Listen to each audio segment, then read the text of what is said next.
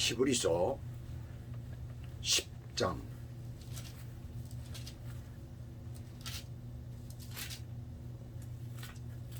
히브리서 10장 36절에서부터 39절까지입니다. 제가 봉독해 올려드리겠습니다. 너희에게 인내가 필요함은 너희가 하나님의 뜻을 행한 후에 약속하신 것을 받기 위함이라. 잠시 잠깐 후면 오시리가 오시리니 지체하지 아니하시리라. 나의 의인은 믿음으로 말미암아 살리라. 또한 뒤로 물러가면 내 마음이 그를 기뻐하지 아니하리라 하셨느니라. 우리는 뒤로 물러가 멸망할 자가 아니요 오직 영혼을 구원함에 이르는 믿음을 가진 자니라. 아멘. 오늘 하나님의 말씀 제목은 왜 우리는 인내가 필요한가 라는 그런 제목을 가지고 오늘 우리가 하나님의 말씀을 듣기로 하겠습니다. 이스라엘 사람들이 읽는 그 민간인의 떠돌아다니는 이런 책이 있습니다. 책들이 있는데 그걸 민화라고 하는데 그 민화 중에 이런 이야기가 있습니다. 어느 날 아브라함이 저녁 무렵 텐트 바깥에 나왔어. 그래서 앉아 있었어요. 근데 멀리서 80세쯤 된 노인이 터벅터벅 찔뚝거리면서 아브라함이 있는 쪽으로 옵니다. 그 노인은 피곤한 표정 그리고 또 남루한 옷차림, 아주 완전히 거지꼴이었어요. 무척 배고파 보였고 그리고 그의 얼굴은 완전히 찌들 대로 찌든 그런 얼굴이었습니다. 이 80세 된 노인이 아브라함에게 오더니 하룻밤 쉬어가게 해달라고 하는 거예요. 아브라함은 하나님의 사람답게 흔쾌히 허락을 합니다. 그리고 그 노인장의 발을 또 깨끗이 씻어드렸어요. 이스라엘 그게 하나의 풍습이거든요. 그리고 식사를 준비해서 대접을 합니다. 그런데 이 노인이 기도를 안 하고 식사를 하는 거예요. 아브라함이 화가 났어요. 화가 난 아브라함이 노인에게 하나님께 감사 기도를 하고 식사를 하시오 라고 말했어요. 그러니까 노인은 하나님이요? 나에게는 바로 음식이 하나님이요 라고 대꾸를 하는 거예요. 아브라함이 화가 났겠어 안 났겠어? 화가 났죠. 그래가지고 노인 보고 노인장, 나는 노인장 같은 노인은 우리 집에서 모시고 싶지 않소. 그래서 당장 내쫓아버리고 말았어요. 그날 밤 이제 아브라함이 자고 있는데 하나님이 나타나셨습니다. 아브라함아 부르시는 거예요. 네 하나님. 오늘 저녁에 너희 집에 손님이 왔었지? 그랬더니 네 왔었습니다. 왜 쫓아냈니? 아 하나님도 보셨군요. 아시잖아요. 하나님을 모독하고 음식이 하나님이라고 하는데 화가 안 날 죄가 아니죠. 화가 너무나 나가지고서는 그냥 내쫓아버렸습니다. 그때는 하나님께서 아브라함에게 이렇게 말씀하십니다. 아브라함아 나는 말이야 그 노인을 80년 동안이나 참고 기다렸단다. 그런데 너는 하루 저녁 아니 그것도 1시간도 너는 그 노인을 제대로 참을 수가 없었더냐 라고 하면서 물으시더라는 거예요. 좀 화가 날 때 참는 게 참 어렵죠. 이 인내에 대해서 참는 것에 대해서 미국 독립선언서의 기초자이면서 제3대 대통령인 토마스 제퍼슨은 자기의 서재벽에 이런 글을 적어놨다고 합니다. 화가 나면 10가지 세자, 죽이고 싶으면 100가지 세자 라고 했다는 거예요. 그런데 화를 참는 데 있어서는 또 다른 방법이 있습니다. 그것은 뭐냐면 선행의 방법이라는 거예요. 그래서 우리가 너무나 잘 아는 인도의 정신적인 지도자였던 간디는 그의 표 중에 화가 날 때 너는 오른편에 서 있지 않다라고 했다. 남을 미워하면서 옳은 길을 간다는 것은 거짓말이라는 거예요. 착한 일, 바른 일을 하면은 화와 미움은 어느새 사라지고 만다는 것입니다. 그래서 우리가 영어로 화가 뭡니까? 앵거죠. 근데 거기다 D자 하나를 더 붙이면은 danger, 위험이 됩니다. 위험. 화가 조금만 오버되게 되면 뭐가 돼요? 위험하다는 것이죠. 화는 굉장히 위험하다는 것을 우리들에게 말해주고 있습니다. 세상에 우리가 살아가면서 화날 일들이 얼마나 많아요. 참 많죠. 화날 일들이. 그걸 우리가 참아야 되는 거예요. 또 뿐만 아니라 우리가 참고 견뎌야 되는 일들은 열심히 노력하는데도 인내가 필요합니다. 그러니까 인내라는 말은, 참는다는 말은 좋은 쪽으로도 쓰이고 나쁜 쪽으로도 쓰이는 말이에요. 그런데 왜 우리는 인내가 필요한가? 오늘 우리가 본문을 통해서 한번 보도록 하겠습니다. 특별히 우리 믿는 사람들이 왜 인내가 필요한가?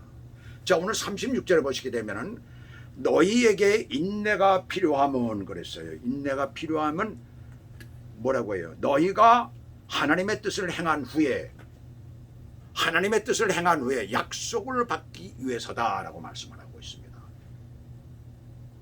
여기서 인내라는 말은 휘포메노라는 그런 동사예요. 동사인데 그것은 이제 명사일 때는 휘포모네스라는 말입니다. 근데 이 말은 무슨 얘기냐면은 아무리 견디기 힘든 상황 가운데라도 그 가운데 견고하게 머물러 있는 것을 말하고 있어요. 어떤 상황을 압박을 당해도 어떤 상황 가운데 있어도 도망가지 않고 머물러 있는 것을 나타내고 있는 것입니다. 그것이 계속되어지는 것을 인내라고 하는 거예요. 그래서 히포모네스 인내라는 단어는 인간의 미덕 중에서 가장 아름다운 미덕 중에 하나라고 해요. 특별히 우리 그리스도인들에게는 가장 필요한 덕성이라는 것을 오늘 이 본문을 통해서 우리가 알아야 되겠습니다.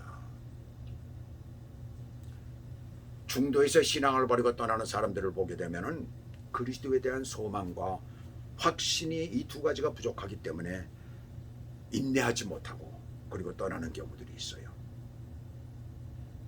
그리스도에 대한 소망과 확신이 분명한 사람들은 절대 떠나지를 않습니다. 그리고 어떤 경우에도 참고 견딘다는 얘기죠.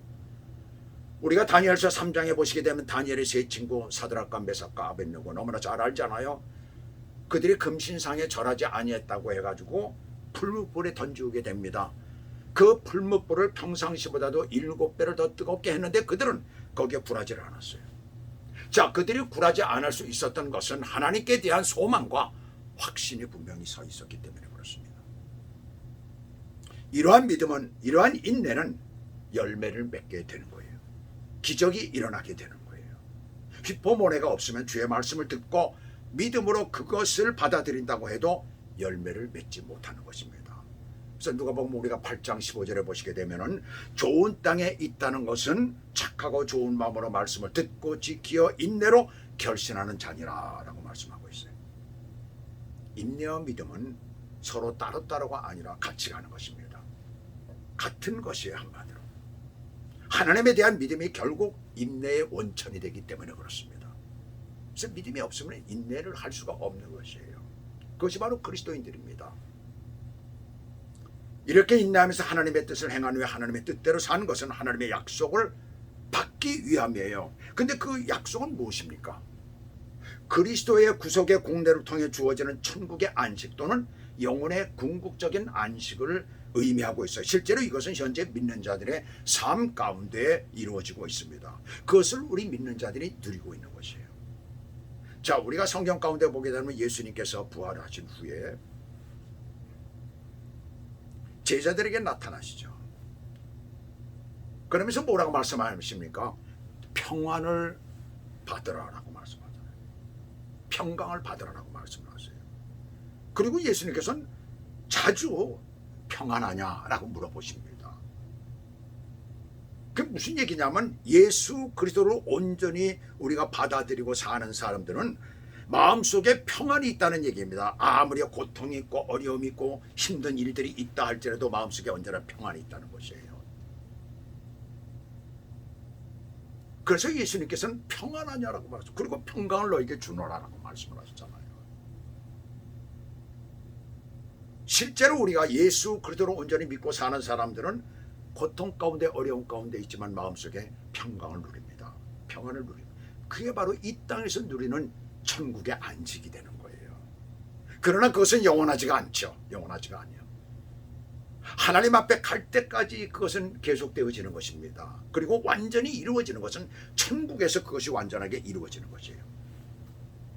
자, 천국까지 가는 데, 우리가 구원받고 천국까지 가는 데는 그러한 시간의 차이가 있는 거예요. 구원은 얻는 일과 하나님의 뜻을 행하고 상급을 받기까지는 시간의 차이가 있는 것입니다. 그렇다면 하나님께서는 왜 시간의 차이를 두셨을까요? 그 하나는 여러 가지로 우리가 이야기할 수 있겠지만은 우리가 천국 생활을 온전히 할 수 있도록 우리를 더 튼튼하게 만드시기 위한 것입니다. 뿐만 아니라 칭찬과 영광과 존귀를 얻게 하기 위함이라는 얘기예요. 그래서 베드로전서 1장 7절을 보시게 되면 너희 믿음의 시련이 불러 연단하여도 없어질 금보다 더 귀하여 예수 그리스도에 나타나실 때에 칭찬과 영광과 존귀를 얻게 하려 함이라라고 말씀하고 있어요. 그래서 37절은 잠시 후면 그리스도께서 다시 오실 터이니 이 시련의 기간을 참고 인내하라는 것입니다. 여기서 말씀하는 잠시와 인간이 기대하는 잠시는 실로 엄청난 차이가 있는 것이죠. 자, 그러면 두 번째로 이 땅에서 그리스도인에게 왜 인내가 필요합니까? 그 두 번째는 그것은 하늘에 속한 시간의 계산을 보며 살아야 하기 때문에 그래요. 하늘에 속한 시간을 보며 살아야 된다는 얘기입니다. 우리는 이곳 미국에 와서 한국 사람이 성질이 급하기도 하지만 우리가 뭘 어디 가서 주문하거나 하면은 그들은 얘기를 하기를 잠깐만 기다리라고 그러고서 이제 뭘 하잖아요. 근데 준비하는데 보통 우리는 1, 2분 정도, 한국에서는 되게 그렇잖아요. 빨리 나오잖아요. 그런데 여기서는 보통 5분 이상. 제가 기억하기로는 저는 10분 이상 기다리고 뭘 주문하거나 뭐 그러면 보통 그렇더라고 보니까. 보통 비교적 빠른 데가 이제 맥도날이나 버거킹 같은 데 있죠. 패스트푸드를 취급하는 데가 이제 좀 빠르지. 나머지들은 뭘 주문하면 굉장히 늦게 나옵니다. 식당에 가면 특별히 그러죠. 한 20분 정도, 15분, 20분 정도를 기다립니다. 그래서 그 안에 이제 뭘 앱타이저를 갖다 주고 뭐 어쩌고 저쩌고 그러잖아요. 중국 사람들은 매사에 느긋하기 때문에 대국적 기질을 가지고 있다고 하죠. 그런데 어려서부터 미국에서 자라는 아이들도 보게 되면 좀 그런 것 같아요. 보니까 굉장히 아이들이 느긋하고 기다리는 거 잘하고 근데 저는 지금까지도 잘 기다리지를 못합니다. 그래가지고 차가 막히거나 그러면 아주 그냥 신경을 많이 쓰는 그런 편이죠. 근데 미국에서 살다 보니까 이 차 운전을 하는 것도 어디를 가면 3시간, 4시간 걸린다라고 하면 그렇게 먼 것 같이 느껴지질 않아요. 한국에선 서울에서 부산까지 가면 보통 4시간에서 5시간 걸리잖아요. 천천히 가면 5시간 걸리고 빨리 가면 4시간, 4시간 조금 넘게 이렇게 도착을 합니다. 그런데 그렇게 부산까지 가는데도 생각을 하게 돼요. 비행기 타고 갈까? 아니면 KTX를 타고 갈까? 그 보통 KTX나 또 어떤 사람들이 비행기 타고 이렇게 가잖아요. 그것도 차 몰고 가기가 싫은 거예요. 멀다라고 생각을 하는 거죠. 굉장히 멀다라고 느껴요. 그런데 여기서는 그렇지 않다는 얘기예요. 벌써 4시간, 5시간을 가도 그렇게 느끼지는 않습니다. 이 땅에서 우리가 살면서 주위 환경에 의해서 사고 방식에 그리고 시간 개념에 차이가 생기는데 구원받은 하나님의 백성과 세상 사람들이 생각하는 시간 개념은 어떤 차이가 있겠어요? 요한복음 15장 19절에서 우리는 땅에 속한 자가 아니다라고 주님은 말씀하십니다. 하늘에 속한 자라는 것이요. 그러면 우리의 시간 개념은 1000년이 하루 같고 하루가 1000년 같은 하늘의 시간 개념으로 오늘도 살아야 되는 것입니다. 그래서 예수님께서도 요한복음 4장 35절에 보시게 되면 희어져 추수하게 되었도다. 그러면서 예수님께로 달려오는 사람들을 보고 희어져 추수하게 되었도다 라고 말씀을 해요. 마치 다 그 농촌들의 말이죠. 다 곡식들이 익어가지고 이제 추수하게 된 그것과 같이 이제 마지막으로 추수를 해서 거둬들이는 것과 같이 그렇게 예수님을 보셨다는 얘기입니다. 우리가 하늘의 시간 계산법으로 믿지 않는 자들을 볼 때에 씌어져 추수하게 된 자들로 가득 찬 것입니다. 사도 바울도 로마서 13장에서 밤이 깊고 낮이 가까웠다라고 말씀합니다. 오늘 본문에서도 잠깐 후면 오실 이가 오시더니 라고 말씀을 하고 있습니다. 그것이 언제인지 모르지만 하늘의 시계로 우리가 보아야 되는 것이에요. 자, 한번 우리가 생각해 보세요. 이 그리스도였을 때는 벌써 2000년 전입니다. 근데 2000년이 지났어요. 근데 주님이 오실 날이 가깝다는 거예요. 하늘의 시간으로 말씀을 하고 있는 것입니다. 자, 우리가 그것을 갖다가 그때 당시에 보니까 아니 그때도 금방 오실 것 같이 말하더니 안 오셨는데 지금까지도 안 오시고 있잖아. 뭐 앞으로도 뭐 2000년, 3000년 후에 오실지도 몰라. 이렇게 우리는 생각하기 쉽습니다. 하늘의 계산법이기 때문에 그렇다는 얘기입니다. 우리가 알 수가 없다는 얘기죠. 그래서 우리는 지금 현재 있는 곳에서 정말 최선을 다하고 인내하며 하늘의 시간법 안에 살아야 되는 것이에요. 제20대 대통령이었던 미국의 20대 대통령이었던 가필드가 대학생이었을 때의 일입니다. 그 동급생 중에 수학을 기가 막히게 잘하는 친구가 있었어요. 근데 그 친구를 갖다 이 가필드 이 양반은 도저히 뛰어넘을 수가 없는 거예요. 그 친구가 맨날 수학은 1등하는 거예요. 그래서 하루는 이제 불 끄고 자려고 불을 끄고선 이렇게 보니까는 그 친구가 있는 방에 불이 켜져 있어요. 그래서 저 친구는 언제까지 공부를 하지 우선 기다려봤습니다. 그랬더니 10분간을 더 하더라고요. 자기보다 10분간 후에 불이 꺼지더라고요. 그때 이 양반이 박수를 딱 그거였구나, 10분이었구나. 그래서 그 다음 날부터는 자기도 10분 늦게 잠을 자면서 10분 동안에 수학 공부를 했다는 거예요. 그래가지고 결국은 자기가 그 친구를 뛰어넘어서 1등을 했다는 것입니다. 훗날 그가 대통령이 되었을 때 당시를 회상하며 다음과 같은 이야기를 합니다. 지금 그 일을 생각해보면 가볍게 웃고 지나갈 청년 시절의 야심처럼 생각되지만 결코 그렇지가 않다. 10분을 이용하는 것, 이것이 모든 성공의 열쇠다 라고 그는 말을 했다는 것입니다. 하늘의 시간법으로 볼 때 우리가 살고 있는 일생은 너무나 짧습니다. 그렇다면 지금 이 순간은 얼마나 짧겠어요? 새털같이 많은 날들이라고 말을 하죠. 그건 세상 사람들의 놀고 보세, 노세 젊어서 노세, 바로 그러한 시간법입니다. 이런 것에 우리가 붙들리면 안 되는 거예요. 우리의 시간법은 뭡니까? 하늘의 시간법이라는 얘기입니다. 그래서 우리는 늘 준비를 하며 살아야 될 줄로 믿습니다. 그것은 바로 인내하면서 우리가 그 삶을 사는 것이에요. 오늘 마지막 세 번째는 38절입니다. 우리가 같이 한번 읽어봅시다. 나의 의인은 믿음으로 말미암아 살리라. 또한 뒤로 물러가면 내 마음이 그를 기뻐하지 아니하리라 하셨느니라 라고 했어요. 이 말씀은 우리가 너무나 잘 아는 말씀이죠. 로마서 1장 17절에 되어 있고 또 갈라디아서 3장 11절에 되어 있어요. 어디에서 나온 말씀입니까? 하박국서 2장 4절에 보시게 되면 똑같은 내용의 말씀이 있는데 하박국이라는 선지자는 어떤 사람입니까? 그는 유다 왕국이 바벨론에 의해서 멸망당하기 바로 직전에 활동을 했던 그런 선지자예요. 그래서 멸망에 대해서, 마지막에 대해서 많이 말씀을 하고 있는 것을 우리가 발견하게 됩니다. 거기에서 이 말씀을 우리에게 주신 것이 무엇인지를 알겠습니다.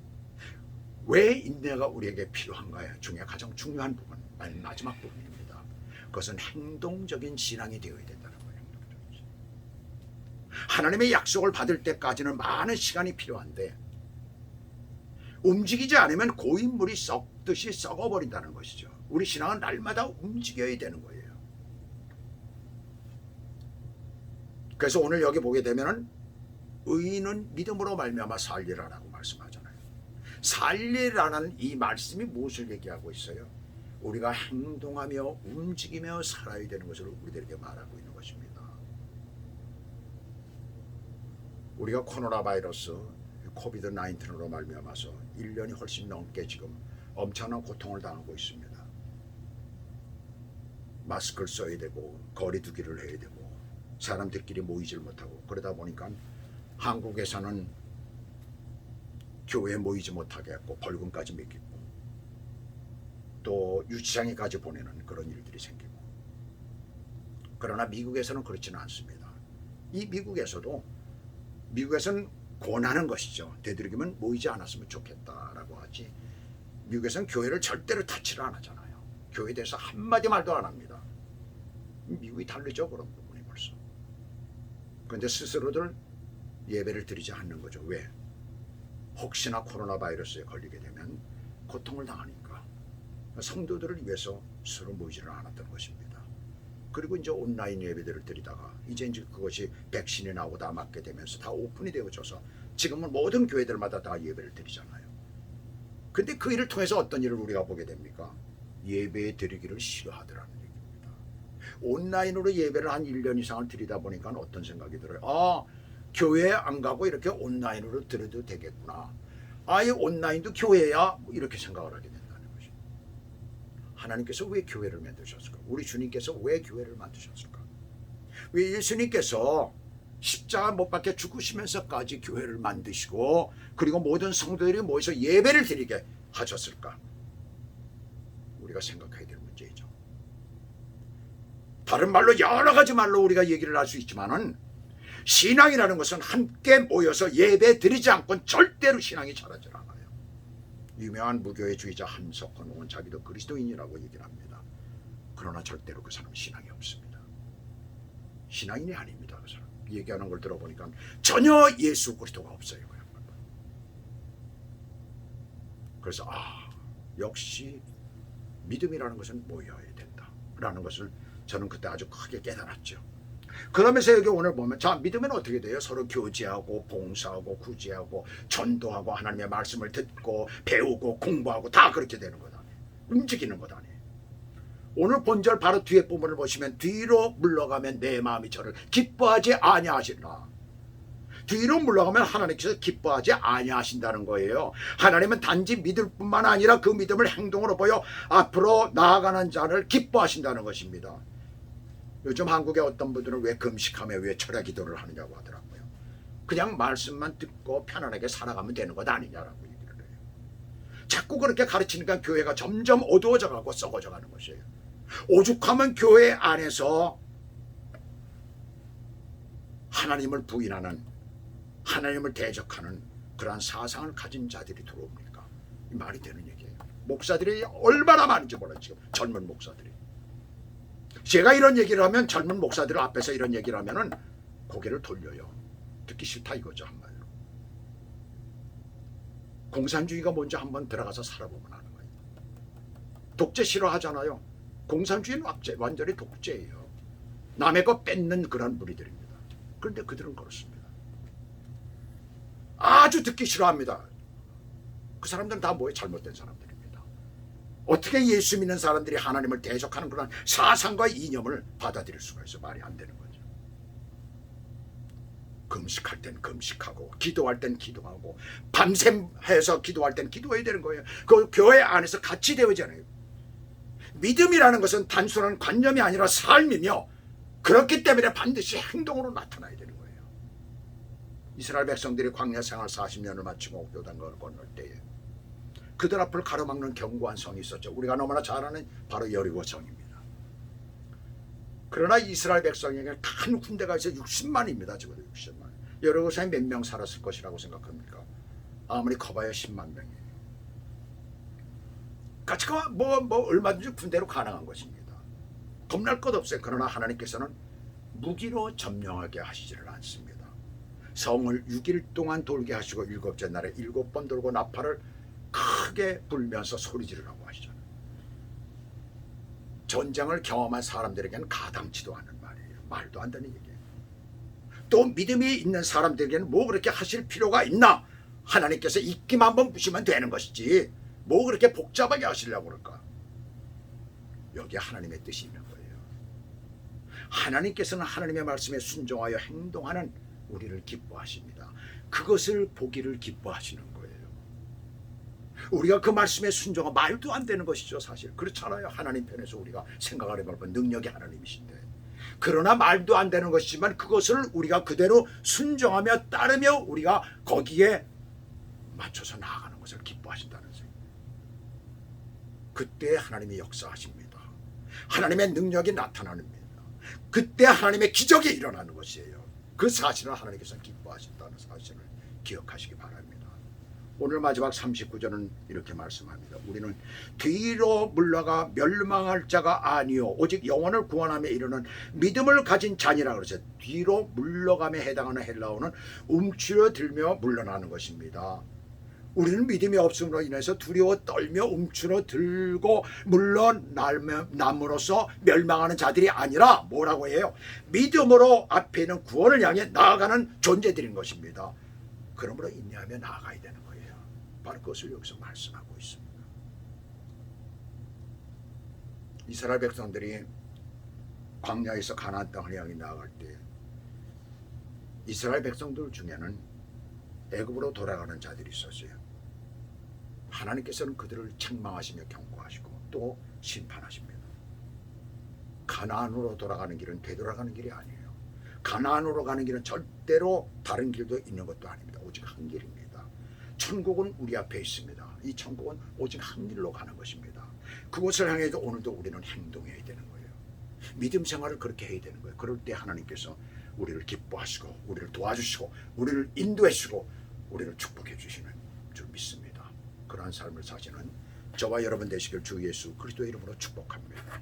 기도하시겠습니다.